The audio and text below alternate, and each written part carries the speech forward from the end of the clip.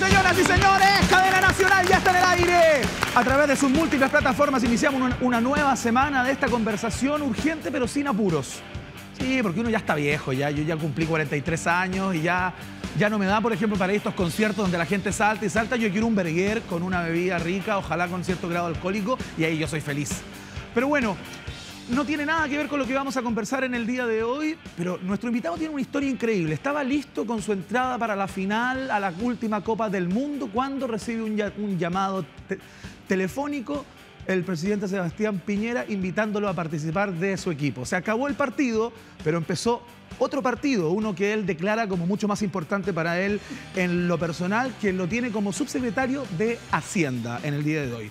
Militante de la Unión Demócrata Independiente, es sobrino de Jaime Guzmán. Señoras y señores, el subsecretario Francisco Moreno Guzmán en Cadena Nacional. ¿Cómo está? Iván, ¿qué tal? ¿Cómo va? ¿Todo bien? Muy bien. ¿Y usted bien? Bien, todo bien. Con más trabajo... Sí. Que nunca. Que nunca, ¿no? Sí. Se acaba de despachar el presupuesto. Así es, Me imagino que le tocó trabajar sin descanso. 2 meses de tramitación parlamentaria, Iván. Un presupuesto que ya vamos a poder conversar, sí, pero claro, contento porque sacamos adelante un proyecto difícil, complejo, con la ayuda de todos los parlamentarios de gobierno y los de la oposición también, que es necesario subrayar. Ayer se levantó temprano para votar y de repente, pumba, se suspenden las elecciones. Hablo de las internas de la Unión Demócrata Independiente. Sí, algún problema técnico, computacional. Y lo complejo es que uno dice, bueno, ¿en qué momento nosotros vamos a votar electrónicamente en Chile? Claro. Y con este tipo de sucesos, obviamente que eso se parece que nos falta un dato, ¿no? Sentémonos de inmediato para iniciar la conversación. Fuerte el aplauso.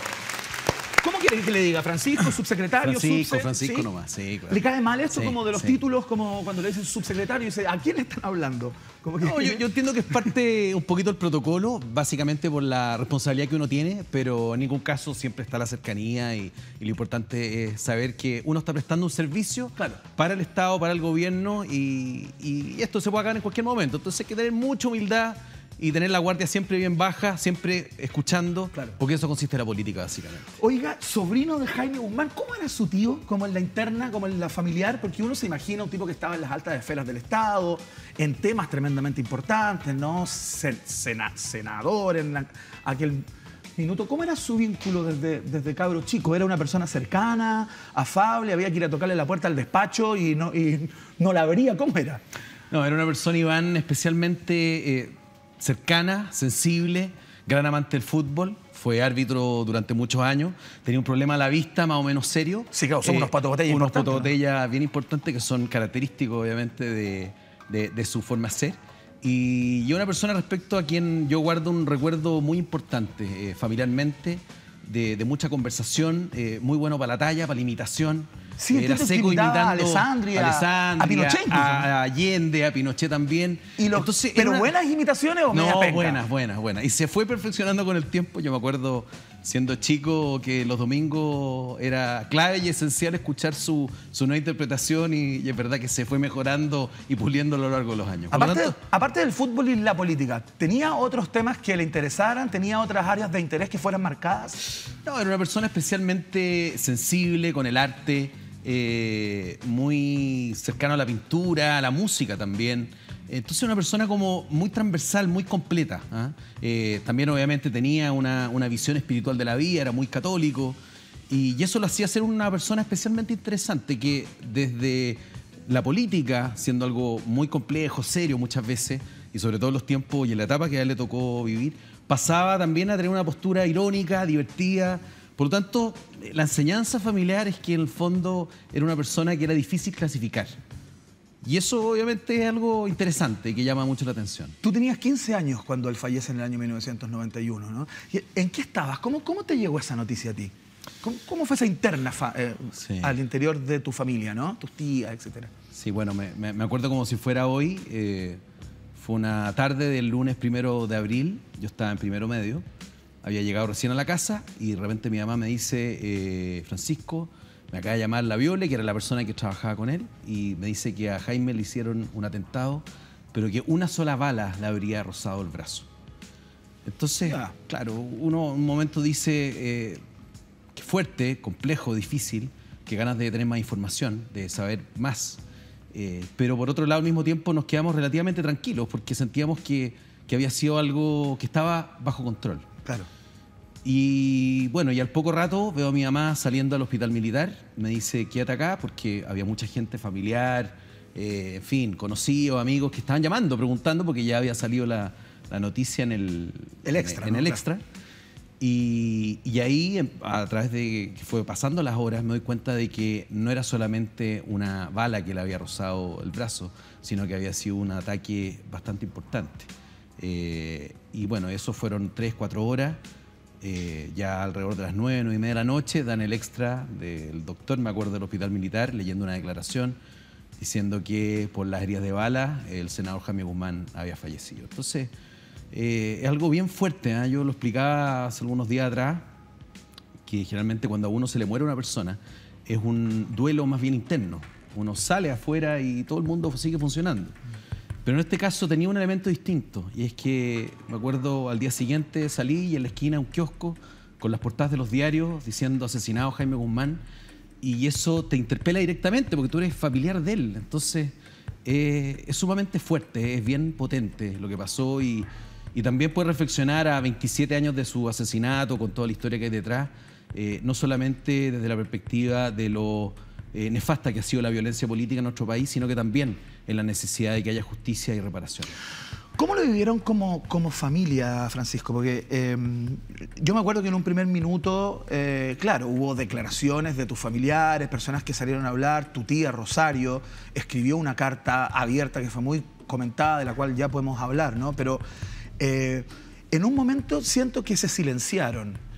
Yo no sé si eso tiene que ver con un acuerdo entre toda la familia, entre todos los integrantes, pero no hablar más ni de la necesidad de justicia, ni de lo aberrante que fue su crimen, ni, como que se silenciaron, se guardaron y ya no salieron más hacia afuera. Que eso fue una decisión que se tomó de manera colectiva. Eso tiene que ver con el dolor que no ha sanado. ¿Por qué escuchamos tan poco hablar? Bueno, a ver, Iván, han sido 27 años en primer lugar, es una historia larga, han habido varios capítulos, muchos hechos bien curiosos, especiales, que llaman la atención, desde que en primer lugar se culpó a Sergio Olea Gaona, sí, que era un delincuente común y corriente, que no tenía ninguna relación con el asesinato. Después pasamos a el camping de Coyihuay, en la Cuarta Región, sí, donde la Policía de Investigaciones tenía cercada toda la cúpula del Frente Manuel Rodríguez, y finalmente, por alguna extraña razón, no los detuvieron. Después del año 96, el escape de la cárcel de alta seguridad en helicóptero. Esta fuga es como espectacular, ¿no? Que uno dice, pero bueno, ¿qué es lo que pasa? Entonces, por lo mismo, es muy, muy fuerte darse cuenta que han pasado tantos hechos, tantos elementos que uno llega justamente a dudar de la justicia. Por lo mismo, Francisco, extraña que no se hayan manifestado de manera más activa y más frontal de manera pública a raíz de la cantidad de cosas que han pasado, ¿no? Sí. Ahora tenemos a Palma Salamanca asilado en Francia, y yo, palabra de la familia de Jaime Guzmán, no he escuchado. Bueno, ahí hay un tema también bien importante, Iván, que es lo siguiente. La cara visible de la familia durante los primeros años, obviamente, fue mi abuela, Carmen Errázuriz, que murió hace 11 años. Y ella dio una pelea muy potente desde el punto de vista de obtener justicia. Pero al mismo tiempo pasó algo muy especial, y que ella al poco tiempo perdonó a los asesinos de Jaime. Entonces, en esta como dicotomía entre que yo perdono a los asesinos, en el caso de su madre, y al mismo tiempo busco justicia, que nosotros como familia consideramos que no se oponen, no son contraproducentes, es que ella continuó también un proceso de duelo, de luto muy interno. Y en 27 años, efectivamente, este ha sido un tema que ha ocupado los diarios en ciertos momentos. Han pasado periodos largos de tiempo también en el cual no ha habido mayor cobertura. Y hoy día, después de todos estos años, es que volvemos a tener el tema en la palestra, porque se van juntando las piezas del puzzle. Y tenemos un puzzle que todavía no termina de unirse, de cuajar. ¿Cuáles son las piezas que para ti todavía están sin su correspondencia, digamos, sin su match? Bueno, nosotros siempre hemos dicho que como familia nos ha tocado enfrentar una sistemática de negación de justicia. Y eso lo decimos porque tenemos a uno de los autores intelectuales, Galvarino Pablaza, en Argentina. El gobierno de la expresidenta Kirchner le dio asilo político. Sí. Luego de eso, Ricardo Palma Salamanca, que había estado prófugo de la justicia, fue uno de los que se fugó el año 96 desde la cárcel de alta seguridad. Sabíamos que estaba en Cuba, el gobierno cubano no lo reconocía, en fin. Y resulta que apareció en México, y de México vuela a Francia, donde hace algunas semanas atrás, ya algunos días atrás, el gobierno, a través de la Oficina Francesa de Protección de las personas refugiadas, le otorga asilo político. Entonces es una situación curiosa, cómo finalmente una persona puede estar prófuga de la justicia, al menos desde el año 96, y termina en París junto con todo un sistema de protección que finalmente hoy día permite que una entidad, a pesar de haber cometido un asesinato, que fue el caso de Jaime, en segundo lugar de haber participado en el secuestro de Christian Edwards, en tercer lugar, ayer justamente el diario Mercurio daba cuenta de un nuevo secuestro de un mexicano. Sí. Una historia realmente que a uno se le llegan a poner los pelos de punta, de la crudeza con que actuaban, de finalmente la falta de humanidad absoluta. Y esta persona hoy día está en París con este asilo que esperamos se revoque a la brevedad. Y tenemos el caso de Raúl Escobar Poblete, que fue el otro asesino material de mi tío. Que va a ser extraditado. Y que va a ser extraditado justamente, y que hay que valorar las gestiones que ha hecho tanto el canciller Ampuero como el presidente Piñera a ese respecto, y que finalmente a uno lo hacen concluir de que a 27 años hoy día solamente una persona hace muy poco tiempo está cumpliendo condena en la cárcel acá en Chile, que es Marcela Mardones, que fue un informante. Pero los principales cabecillas, quienes idearon el asesinato, hoy día están libres. Y eso es lo que nosotros como familia queremos hacer una reflexión. Los gobiernos de la Concerta en estos últimos 27 años, desde el asesinato de Jaime Guzmán, ¿te parece que pudieron hacer más? ¿Te parece que ha habido ahí cierta manga ancha en la que se ha visto no con la celeridad que se requiere el hacer justicia a este respecto? Yo quiero, Iván, valorar, más que hacer una crítica específica, efectivamente a uno como familiar le hubiese gustado que hubiésemos tenido ya a los responsables del asesinato tras las rejas, cumpliendo sus condenas correspondientes. Nosotros no queremos más que eso. No nos motiva ningún tipo de venganza, sino que, por el contrario, lo que queremos es que haya justicia. Y eso pasa por tener a los autores intelectuales y materiales de este asesinato tras las rejas por el tiempo que la justicia determine. Ahora, yo tiendo a creer que ha habido muy buena fe de la parte de los gobiernos de la Concertación, y no hay ningún hecho que yo pudiera efectivamente señalar lo contrario. Pero, por ejemplo, la fuga de la cárcel de alta seguridad también es algo que llama la atención. Que a pesar de haber gendarmes en las garitas, finalmente el helicóptero termina con algunos balazos. Entonces, da para pensar mucho. Yo no quiero sacar conclusiones apresuradas, pero es algo respecto a lo cual todavía podemos seguir pensando. Tu tía en su carta, en su famosa carta a mi hermano, creo que se llama, sostiene en uno de sus pasajes que Manuel Contreras y Pinochet habrían tenido no una participación, pero sí habrían estado más o menos enterados de esto que venía, ¿no? ¿A ti qué es lo que te ocurre con esa declaración? Me pasa, Iván, que esas teorías siento que no tienen ningún sustento. O sea, desde al muy poco andar supimos y tuvimos información de que había sido el mismo Frente Manuel Rodríguez. De hecho, el Frente reivindicó el asesinato pocos meses después en un semanario sí, o un pasquín que se llama El Rodriguista. Entonces, había una prueba que era bastante irrefutable. Y al poco andar, investigaciones de la época también elaboró finalmente una investigación de que llegaba a la conclusión que había sido el Frente Manuel Rodríguez. ¿Y por qué? Porque ellos habían tomado la decisión, a fines del gobierno militar, la dictadura, de tomar justicia por sus propias manos. Y ellos escogieron a quienes iban a ser las personas que, por cierto, iban a asesinar. Y en este plan, justamente, el primero era Jaime Guzmán. Entonces, involucrar a Manuel Contreras en este episodio, yo encuentro que está fuera de foco y no tiene ningún espacio. Ahora, si hay alguna prueba real, encantado de conocerla, porque hasta el momento no ha aparecido ningún antecedente serio respecto al cual pueda contrarrestar la hoy día casi verdad de sentencia judicial que existe, que fue el Frente Manuel Rodríguez. ¿Y cómo te llegó esta visita de los diputados Boric y Orsini a Palma Salamanca? ¿Cómo la lees? Pues yo me imagino que tú eres parte involucrada de manera afectiva en todo esto, ¿no?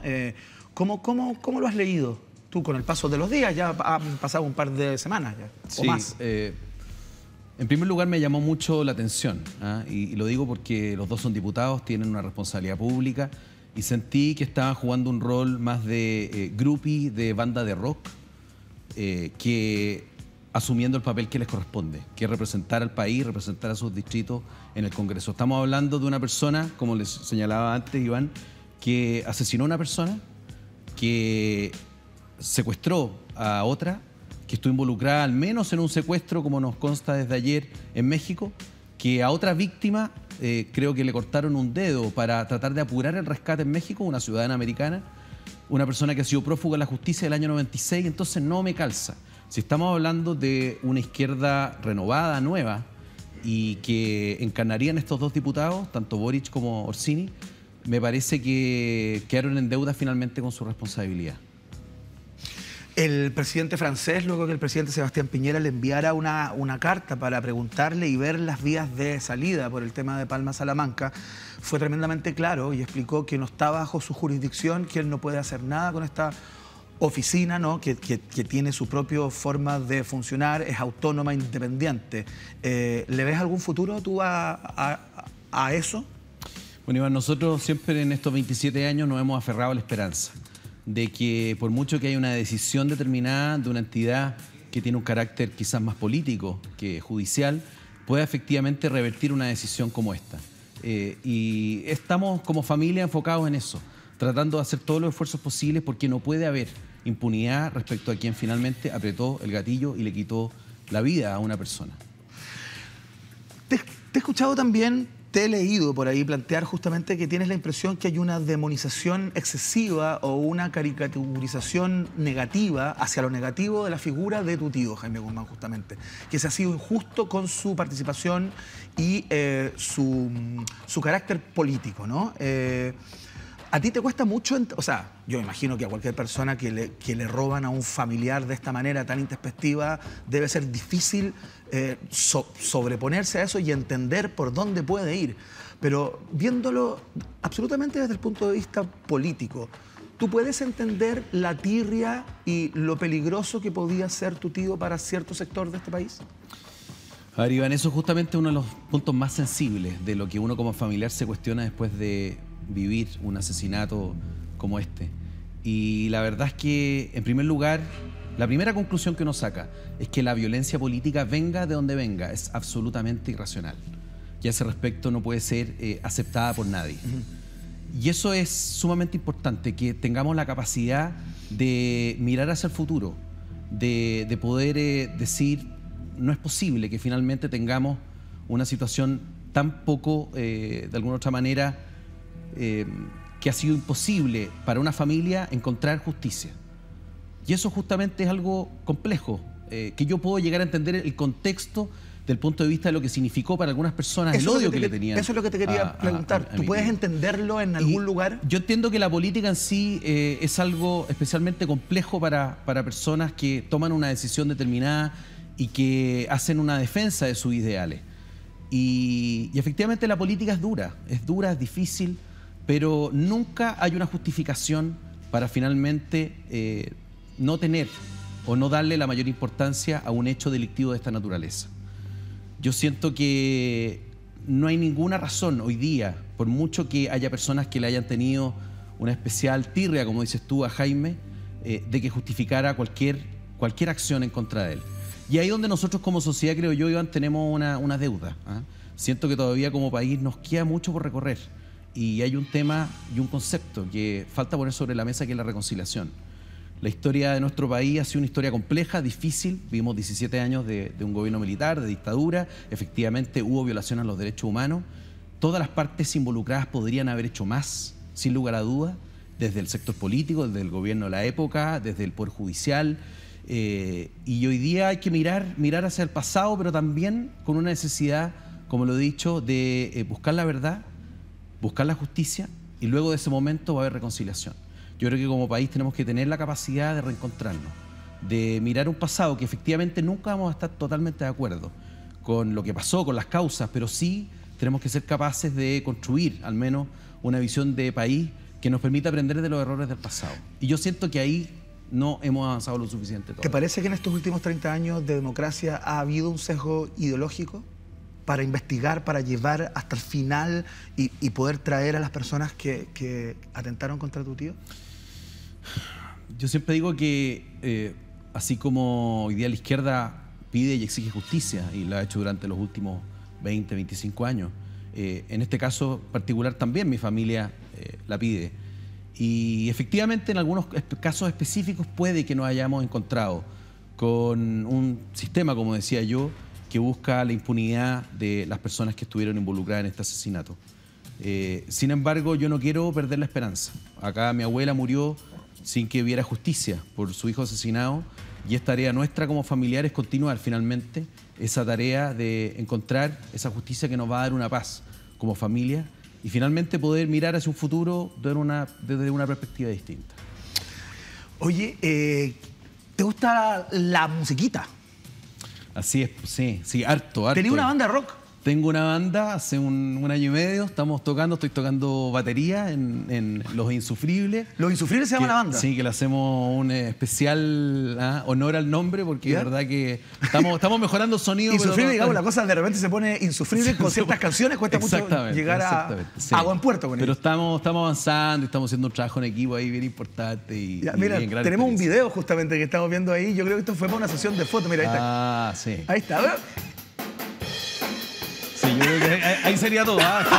Es un ritmo básico, digámoslo, pero era para la foto. Para la foto. No, tan mal no estamos, pero... Oye, pero espérate, ¿y qué es lo que tocan? ¿Sacan temas propios? ¿Tienen temas? No, hacemos cover generalmente de temas de los 90. Mucho Soda, Eranito, Los Prisioneros. De repente hemos tratado de innovar con un Salo Reyes. ¿Un Salo Reyes? Sí, tremendo. Mira. Prisionera, ahí lo tenemos de... ¿Sí? ¿Como un cover más rockero? Un cover más rockero, exactamente, sí.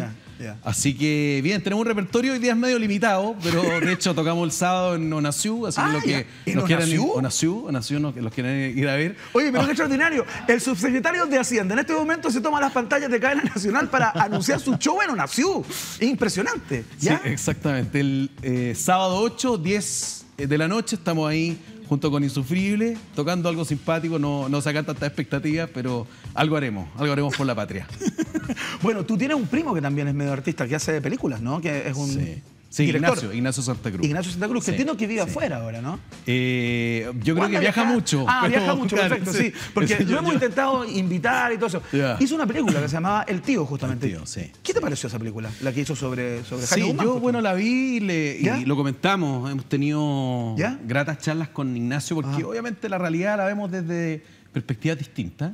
Y yo respeto mucho la libertad de expresión y sobre todo desde el punto de vista artístico. Entonces, claro, uno se pregunta qué es lo que es una película. ¿Es una ficción? ¿Es una interpretación de la realidad y depende de su director y de los actores? Yo me quedo más con eso. Más que una película biográfica o autobiográfica, quizá en el caso de Ignacio. La verdad es que fue una película fuerte y yo también se lo comenté. Porque involucra a personas que familiarmente significan mucho para muchas personas. Las involucra y no solamente sale mi tío, que obviamente al ser un personaje público uno puede entender que genera fervor a favor y en contra, pero sí aparece mi abuela, por ejemplo, una persona que obviamente que yo la quiero mucho y mi abuelo, a quien no conocí, y la dinámica familiar que él retrata, yo creo que se aleja especialmente de la realidad. Entonces uno puede decir, ok, una película no tiene que ser fiel a la realidad. Claro, una copia de la realidad. Pero cuando está el sobrino del protagonista o del actor principal, básicamente, uno se cuestiona si hay total libertad para alguien que está en la familia hacer una película respecto a sus propios parientes. ¿Te parece que hay cosas ahí que se intentan hacer parecer como verídicas, como parte de la vida personal del ser en cuestión, que es Jaime Guzmán, que no son tal? ¿O se genera esa confusión en el espectador? Yo creo que da un ambiente finalmente y ciertos elementos biográficos que no dicen relación con la realidad, sin lugar a dudas. Me quiero quedar con, no sé, con algunos elementos de la película que son quizás positivos, pero que finalmente no dicen relación con la realidad. Te leía una declaración el otro día que decía que a ratos te encuentras cuico, pero tratas de que no se note tanto o tratas de al tiro como bloquear esa fue una... Sí, fue una... ¿Pero te encontrás cuico? Fue una cuña, no, para nada, no. No, sí, fue una cuña muy al pasar ahí, divertida, que obviamente que tiene otro ribete cuando uno la lee, porque eso es distinto. Pero en ningún caso, yo creo que uno tiene que ser lo más normal posible y en el tema político también. O sea, uno está abierto a conocer otras experiencias, otras personas, a conocer otras realidades, que es lo importante. Y para mí la política tiene un cuento social muy potente y eso es lo que me llama la atención de ella. O sea, poder finalmente a través de las instituciones, de poderle mejorar la vida a las personas. Ay, perfecto, pero hagamos un cuicómetro rápido. ¿Tú dices yo me ducho o yo me baño? ¿Qué será? Yo me ducho, yo creo. Ah, yo me ducho. Sí, yo me ¿Y ducho. tú comes o cenas por las noches? Yo como. Ya. Hay veces que ceno también. Si es una cosa más formal, Claro, cena. muy bien, sale bien jugando. Muy bien, Francisco Moreno. Claro. Excelente.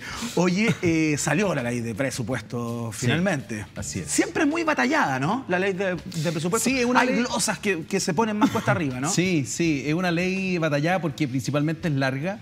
Son 2 meses desde que se ingresa el proyecto en la Cámara de Diputados, después pasa al Senado y en función de los cambios que haya, vuelve a la Cámara y así sucesivamente hasta enfrentar una comisión mixta. Y la verdad es que sí, es un ejercicio democrático muy interesante, porque la gran mayoría, si no todos los diputados y senadores hablan, intervienen, hacen valer sus puntos de vista. Hay una evaluación de lo que es finalmente la ejecución misma del presupuesto. Entonces... es algo bien interesante como ejercicio político. ¿Cómo viste esta señal del Parlamento de $1 peso y $1 para Carabineros en sus gastos reservados? Bueno, obviamente yo creo que al final la política tiene que ser un termómetro de lo que está pasando en la sociedad.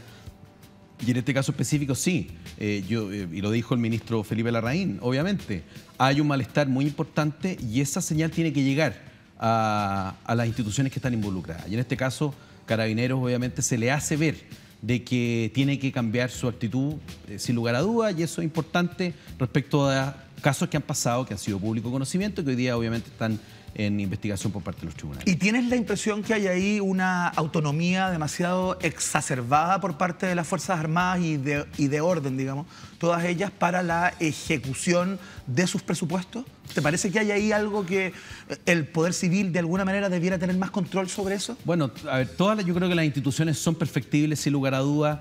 Necesitamos una Fuerza Armada y sobre todo Carabineros que tengan recursos para hacer frente a la lucha contra la delincuencia, sin lugar a dudas, pero también que tengamos acotados ciertos espacios para, en este caso, los gastos reservados, que obviamente son necesarios, pero son necesarios en la medida que haya un accountability, como se llama, que todos los ciudadanos finalmente nos sintamos resguardados desde el punto de vista que esos recursos van a ser bien invertidos, bien usados, lo que corresponde, y no en cosas que dicen relación con otras que no apunten hacia el combate del delito. ¿Y eso te parece, Francisco, que hoy en día está garantizado? Siempre podemos aumentar y mejorar, sin lugar a duda, una plataforma tan importante como esa.